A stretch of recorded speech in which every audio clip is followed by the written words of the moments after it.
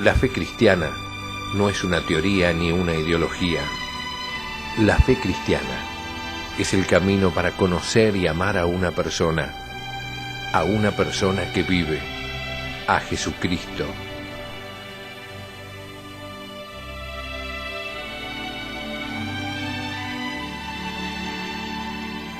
La fe cristiana, un curso del Instituto de Formación Teológica por Internet que quiere ayudarte a crecer en el amor a Jesús, nuestro Señor.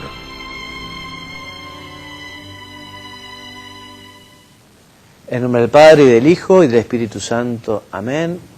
Bienvenidos, queridos amigos, a nuestro curso, La Fe Cristiana, este programa en el que estamos procurando profundizar en los contenidos fundamentales de las enseñanzas de Jesucristo, de las enseñanzas de la Iglesia. Este curso que tiene 40 programas, ya hoy comenzamos con el número 4, veremos todas las enseñanzas del credo, veremos los sacramentos y la liturgia, nos detendremos también en los mandamientos de la ley de Dios y en la oración, o sea, los temas fundamentales que también trata el Catecismo de la Iglesia Católica. Mónica, buenas tardes, bienvenida. Buenas tardes, Padre Juan María, un gusto estar con vos y con nuestros amigos.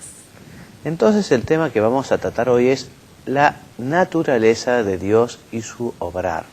O sea, como se imaginarán, lo que de Dios conocemos, lo conocemos fundamentalmente por lo que Él nos ha revelado. Si bien efectivamente podemos tener un conocimiento de la existencia de Dios y de alguna de sus atributos a través de la observación de la creación, pero lo que conocemos sobre todo es por revelación divina, porque Dios nos lo ha enseñado, Dios nos lo ha manifestado.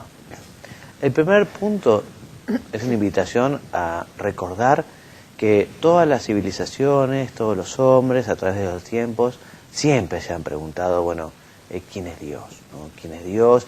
¿Quién es el creador del cielo y la tierra? ¿A qué se debe? ¿Por qué la vida humana? Son interrogantes fundamentales que los encontramos desde el hombre primitivo. O sea, también el hombre primitivo, de las primeras manifestaciones que hace artísticas, son también para alabanza y gloria de Dios, del Creador. Lo que sí también es verdad es que hay una diferencia esencial en qué tipo de Dios se cree, ¿no? Porque no todas las civilizaciones tuvieron la misma noción de Dios. Una cosa es la civilización judeocristiana, otra es la civilización griega, ¿no? Pero igual en todas las civilizaciones vemos que creen en la divinidad. Algunos quizá una divinidad relacionada con las fuerzas de la naturaleza, ¿no? Bueno, el sol, el aire, el fuego, el mar. Pero hasta en las civilizaciones más primitivas vemos también manifestaciones de religiosidad verdadera, como es la adoración, el sacrificio, el sacerdocio, el ofrecimiento, la oración, la acción de gracias. O sea, el hombre naturalmente tiende hacia Dios y busca en sí mismo también esta verdad. Por ejemplo, en este trabajo que estamos comentando, nos cuenta que en Grecia, que hay una gran cantidad de dioses, cuando fue San Pablo les dijo, bueno, yo vengo a hablarles justo del Dios que no tienen, ese Dios desconocido, que también veneran, bueno, ese es el que les vengo a hablar, ¿no? Pero los griegos tienen un montón de dioses para distintas cuestiones, y evidentemente hay dioses en los que son más perfectos, ¿no? En los que se ve bien, o sea, con mayor perfección, que están acorde, digamos, a los trascendentales del ser, a la verdad, el bien, la belleza, lo bueno. O sea que también en las mismas religiones ha habido dioses de diversas categorías, y aquellos que son más perfectos son los más venerados y los más queridos, ¿no? Bueno, en la revelación judeocristiana, les decía, nosotros se nos presenta un Dios que es omnipotente, que es creador del cielo y la tierra, que es el ser por esencia, como ya veremos, porque un Dios que trasciende completamente a la humanidad. O sea, en algunas civilizaciones vemos un Dios que está íntimamente ligado a la naturaleza, o que la misma naturaleza está como endiosada. No, nuestro Dios es distinto a la creación, es distinto. Y además vamos a ver cómo en la creación todo es contingente, en el sentido de que todo podría ser o no ser. No hay nada que sea necesario. El único ser necesario, o sea, el que tiene el ser por esencia, el que no ha recibido el acto de ser de nadie, ese es Dios. Todo lo demás, todo lo creado, ha recibido el ser de otra cosa. Y si subimos en una cadena hasta el primer momento, como decíamos en el primer programa, necesitaremos un motor inmóvil que sea el que mueva a los demás, o una primera causa que sea causa de los demás. Entonces, decimos, Dios es el que es, el ser por esencia. Y esta distancia infinita que existe entre Dios, creador del cielo y la tierra, el omnipotente, esta distancia enorme lleva igual a que el mismo Dios haya querido que con el hombre, siendo el hombre una insignificancia, además el hombre, si lo vemos solamente dentro del cosmos, no sé si ustedes habrán visto alguna vez lo que es la Tierra en el marco del universo, ¿no? Uno se empieza a alejar, entonces dice, bueno, ¿qué es el hombre? ¿No? El hombre en lo que es toda la creación. Bueno, es impresionante porque el Dios de toda esa creación quiere amar a cada una de sus criaturas, a cada uno de sus hijos. Y Dios busca una relación personal con las criaturas, con los hombres. Realmente es una maravilla y es para agradecer, porque Dios no tenía obligación de crear nada, ni de crear a nadie, y sin embargo es el amor el que lleva a crear todo el cielo y tierra y a todas las criaturas, a todos los hombres, para que compartan también con Él la felicidad de la creación y la felicidad de su amor. Y el origen del mal, todo un tema, que también los antiguos han preguntado desde siempre. Nosotros vemos el mal primero como un no ser, en la carencia del bien, y además que es consecuencia del mal uso de un regalo que Dios le ha hecho al hombre, que es la libertad. O sea, la libertad da esa posibilidad, da la posibilidad de usar mal la libertad. Y a partir de la decisión de nuestros padres Adán y Eva de desobedecer a Dios, a partir de ese momento, a partir del pecado original, entra un gran desorden en la humanidad y el mal comienza también a hacer estragos. Con el pecado entra la muerte y con la muerte también esa limitación al hombre. El hombre no había sido creado para morir. Después del pecado se desordenan las pasiones y la misma creación, el mismo universo se desordena. El hombre tendrá que trabajar con el sudor de su frente, la mujer tendrá que parir con dolor, en fin.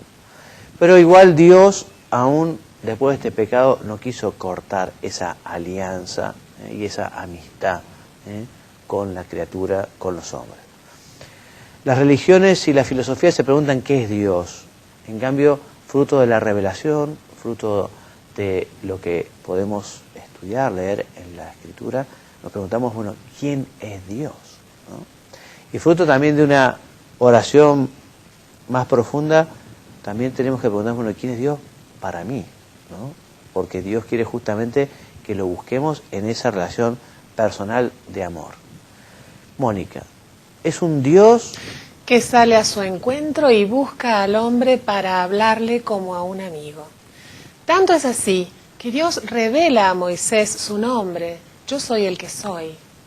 Es un nombre misterioso que en todo caso nos da a conocer las riquezas contenidas en su misterio inefable. Solo Él es, desde siempre y por siempre. ¿Y qué más? El que trasciende el mundo y la historia, pero que también se preocupa del mundo y conduce la historia. Él es quien ha hecho cielo y tierra y los conserva. Ese es nuestro Dios. Ese es nuestro Dios, que es un Dios fiel, que es un Padre, que es amoroso, que es providente, siempre cercano a su pueblo. Este es Dios, es el santo, por excelencia, es un Dios rico en misericordia, siempre dispuesto a perdonar. ¿Y qué más, Mónica? Dios es el ser espiritual, trascendente, omnipotente, eterno, personal y perfecto. Él es la verdad y el amor. Así pues, la revelación se presenta como una absoluta novedad, un don que recibe el hombre desde lo alto y que debe aceptar con reconocimiento agradecido y religioso obsequio. no debería ser de otra manera, ¿no? O sea que nosotros cada vez que nos levantamos a la mañana tenemos que darle gracias a Dios. Gracias a Dios por el don de la creación, gracias al don por el don de la vida, de nuestra vida, de que nosotros podamos amanecer ese día, de que Dios ha puesto todo para que el hombre realmente sea feliz y disfrutara todo aquello. Tenemos que ser muy agradecidos con Dios. También nos podemos preguntar hoy cómo andamos de agradecimientos, ¿no? Y pedirle perdón a Dios si somos un poco ingratos y no valoramos todo lo que ha hecho y todo lo que hace por nosotros. Porque Dios además nos mantiene en el ser, o sea, la creación es algo constante, por decirlo de alguna manera. Si pensáramos en el absurdo de que Dios se olvidara por un momento de su creación, todo desaparecería inmediatamente. O sea, Dios nos está creando, Dios nos está dando el don de la vida continuamente. Por eso nuestra actitud ante Dios tiene que ser de agradecimiento, de adoración por ser el quien es y de agradecimiento. Por eso, Mónica, el hombre cae de rodillas ante el asombro de un Dios que, siendo trascendente, se hace interior y que busca al hombre en todas las situaciones de su existencia. Por eso el ateísmo es un fenómeno moderno, pero que también es fruto, digamos, de la fe, por decirlo de alguna manera. Es fruto de lo religioso, es no querer aceptar a Dios. Pero no querer aceptar a Dios o no querer aceptar su existencia es de alguna manera también un acto de fe. ¿En qué sentido? En que hay que proponérselo.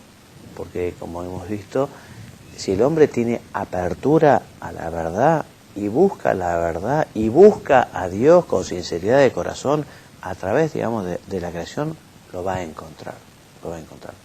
Por eso es imposible demostrar que Dios no existe.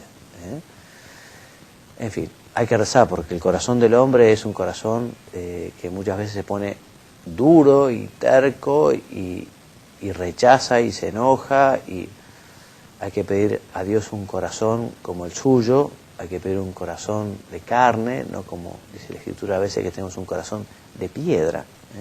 Y tenemos que rezar por los que tienen el corazón endurecido para que tengan el sentido común y el sentido sobrenatural de abrirse a la verdad, de abrirse a la fe, de abrirse a Dios. Bueno, ¿cómo es Dios? Vamos a ir explicando. Evidentemente no podemos decir cómo es Dios con exactitud, porque Dios trascende cualquier tipo de concepto, cualquier tipo de descripción, cualquier tipo de... es imposible. Pero algunas cosas podemos decir, que siempre serán por analogía, pero algunas cosas podemos decir. Sobre todo, vale la pena decir aquellas que Él ha revelado, aquellas que Él nos ha dicho. Como decíamos, a Moisés le dijo, bueno, yo soy el que soy. Ya nos dice Dios que es el ser por esencia, el que no ha recibido el ser de otro. Entonces, Dios decimos que es a la vez exigente y amante. Que Dios es el bien, la belleza, el ser, como decía la filosofía, y ese Dios omnipotente, ese creador del cielo y la tierra, me quiere a mí, yo que no soy la nada. Dios es lo eterno, pero lo eterno que busca también a lo temporal. Dios, que es eterno, se preocupa del hombre, de cada hombre. Este Dios del que estamos hablando es uno, es un solo Dios, es un solo Dios. Un solo Dios porque por un lado no hay otros dioses. Además es uno porque Dios no tiene partes. Y también es uno porque Dios es fuente de toda unidad. O sea, existe la unidad en la creación por Dios. porque si Dios no lo mantuviera el ser, todo se descomponería o descompondría, ¿no? O sea que hay que agradecerle a Dios este regalo. Y la unidad lleva a reconocer a Dios como el único y verdadero. Sabemos que es un misterio que Dios, siendo uno, es en tres personas, ¿no? Tres personas distintas que son Padre, Hijo y Espíritu Santo. De este tema vamos a hablar la próxima lección, el próximo programa. Pero Dios, siendo tres personas, es un solo Dios verdadero. Mónica, en Dios... La verdad se identifica con el ser, con el bien y con la belleza. Decir que Dios es la verdad quiere decir que la verdad es el amor. Por eso, solo mediante el encuentro personal con Dios que se revela, se llega a entrever cómo estos atributos son expresados con términos distintos solo en nuestro lenguaje, mientras que en la realidad de Dios coinciden y se identifican. O sea que en Dios se identifican todos esos trascendentales del ser. O sea, el uno es verdadero, y ese verdadero que es Dios con mayúscula, además es el bien y es el amor. Un ejemplo que nos dicen para tratar de explicar, así como un prisma toma la luz y lo divide en colores, nosotros también, para poder entender algunos de los atributos de Dios, también necesariamente como que dividimos para poder, porque no podemos abarcar lo que es la perfección de Dios. ¿Cómo conocemos a Dios? Entonces a Dios lo conocemos, hemos dicho, por lo que Él nos ha revelado a través de su creación, lo conocemos a través de la naturaleza, lo conocemos a través de su revelación, y lo conocemos también porque Dios sale al encuentro del hombre. O sea, no solo Dios se reveló así a la humanidad, Dios se revela a cada alma, a cada persona, a cada uno que lo busca. ¿Se acuerdan cómo con desesperación San Agustín lo buscaba a Dios, ¿no? Lo buscaba por todos lados y no lo encontraba, hasta que se dio cuenta que Dios estaba en su propio corazón, y lo que tenía que hacer era abrir su corazón a Dios para que Dios pueda hacer morada en él. O sea que Dios sale al encuentro del hombre. Por eso Dios es reconocido no solo como el intelecto, el logos, ¿no?, que gobierna cielo y tierra, sino también es reconocido como voluntad personal, como persona. Por eso, Mónica, se trata de un Dios vivo, más aún de un Dios que es la vida misma. Así, en cuanto ser vivo, dotado de voluntad, vida y libertad, en su infinita perfección, Dios permanece siempre incomprensible, o sea, irreducible a conceptos humanos. O sea, todo lo que digamos de Dios siempre será poco, siempre será, digamos, un atisbo, digamos. Por eso nosotros vamos a buscar a conocer a Dios. Cuando una persona consigue un encuentro muy personal con Dios, cuando una persona consigue una verdadera intimidad, cuando una persona consigue un nivel y un grado de oración que le lleva a una cercanía grande, entonces eso es lo que más ayuda a conocer a Dios. O sea, el amor es lo que más ayuda a conocer a Dios. Por eso también la teología tiene que tener esta apertura a la interioridad, y la teología tiene que ir siempre de la mano de la verdad, y la teología tiene que ayudar a tener un comportamiento. Pensar en un teólogo, por decirlo de alguna manera, que es un científico del conocimiento, que no se involucra con las verdades que conoce y que no tiene ningún tipo de comunicación con lo que estudia, o sea, con Dios, sería algo completamente absurdo. Entonces, para conocer ese Dios personal que es amor, hay que buscarle en su actuación en la historia, por ejemplo. En la historia de la humanidad, vamos a ver cómo Dios obra con tanta misericordia, y después en la historia de cada uno, en la historia personal. Entonces, mirando el obrar salvífico de Dios, descubrimos su ser, del mismo modo que poco a poco se conoce una persona a través del trato con ellos. Por eso se ha recomendado tanto y se recomienda tanto al cristiano el buscar conocer a Jesucristo a través de los evangelios. Conocer a Jesucristo, conocer su verdad, conocer las cosas que nos fue diciendo en su paso por la tierra. Leer el evangelio y hacerlo vida. Así conseguiremos también preparar nuestro corazón para que Dios nos dé esa luz, porque conoceremos a Dios, recordémoslo también, en la medida en que Dios nos dé esa luz, esa gracia. Por eso la actitud para acercarse a este conocimiento debe ser de una profunda humildad. O sea, darse cuenta que uno solo no puede nada. Pero en cambio, si Dios se acerca a nosotros y nos toca en el corazón y en el alma, si nos toca en el entendimiento, si nos abre la cabeza, si nos toca el corazón, entonces podremos comprender mucho mejor las cosas. Solo podemos conocer por lo que Él nos da. Por eso nuestro conocimiento de Él es siempre analógico. De hecho, la tradición habla de una triple vía de conocimiento, que es afirmación, negación y eminencia. ¿Qué es esto? Básicamente es, cuando nosotros vemos una perfección en alguna criatura, decimos, si esta perfección existe, en Dios tiene que existir.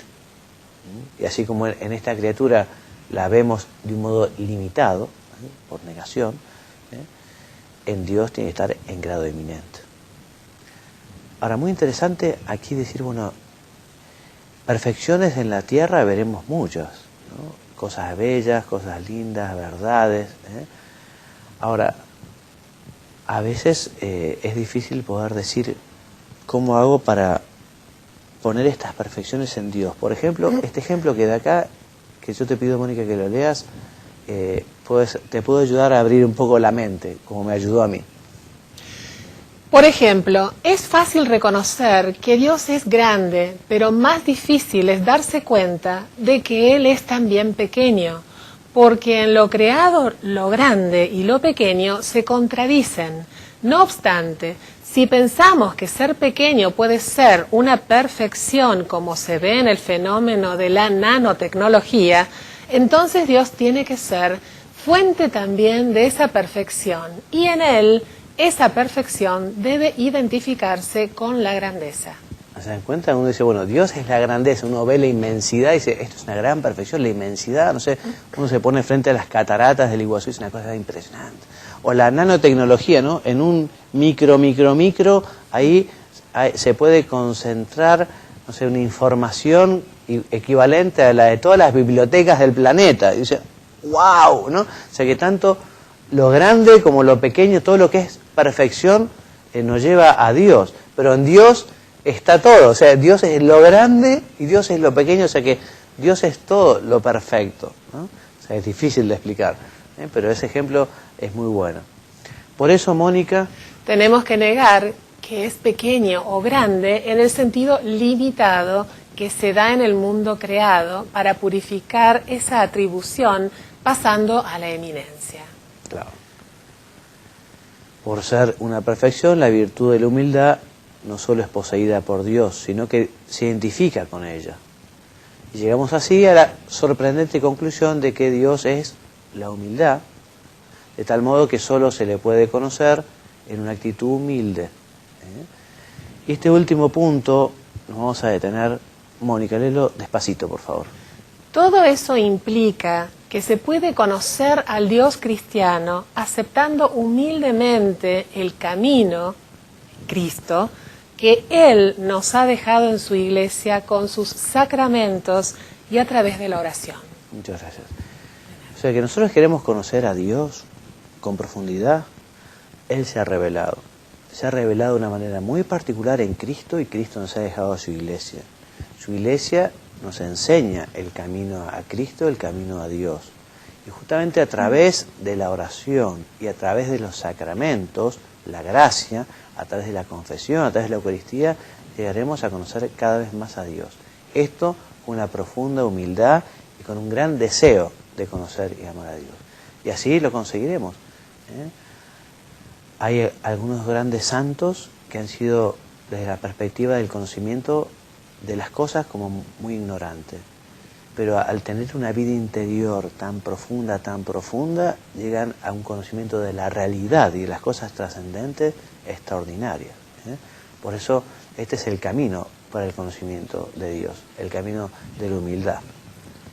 Vamos a ofrecerles como bibliografía para esta semana, si quieren estudiar, el Catecismo de la Iglesia Católica, los números 199 a 231 y 268 a 274, Y también el compendio, que es el resumen del catecismo, los números 36 a 43 y el número 50. Como lecturas complementarias, si quieren también hacer una lectura espiritual y meditar en estos conceptos, les recomendamos la homilía de la humildad de San José María Escrivá de Balaguer y Dios de los cristianos, el Dios de los cristianos, esas meditaciones del Papa Benedicto XVI, escribiera Joseph Ratzinger, que escribiera, que fueron publicadas por Salamanca el año 2005. Muy bien, como otras oportunidades les diremos que esta información la pueden encontrar en www.institutoteología.org, en oracionesydevociones.info y en encuentra.com. Si nos quieren escribir, tienen abajo nuestras direcciones de correo. Dios mediante, la semana que viene continuamos entonces con estas clases sobre la fe cristiana. Esperemos que les haya sido de gran utilidad. Y como última idea, que se lo decíamos también la semana pasada, que este conocimiento les ayude también para la vida. O sea que estas clases también les llevan a pensar, bueno, ¿y yo qué puedo hacer para vivir esto? La semana pasada hablamos de la fe, hoy del conocimiento del Señor. Bueno, ¿qué puedo hacer yo para conocer más del Señor? ¿Cómo es mi vida de oración? ¿Cómo es mi lectura espiritual? ¿Cómo me estoy enriqueciendo para leer las cosas que tienen que ver con Dios? ¿Cómo es mi intimidad con Él? ¿Cómo es mi apertura de corazón? ¿Cómo es mi capacidad para aceptar esas gracias que Él nos quiere dar? En fin, así que sean estas clases, estos programas, que sean teoría, pero también práctica, que sean la vida. Porque como hemos dicho, la fe cristiana no es una teoría ni una ideología, sino la fe cristiana es el conocimiento y amor a la persona de Jesucristo. Dios mediante, la semana que viene, a esta misma hora, gracias por su presencia y esperemos que les haya sido de gran utilidad. Que Dios los bendiga y los haga muy santos. Amén.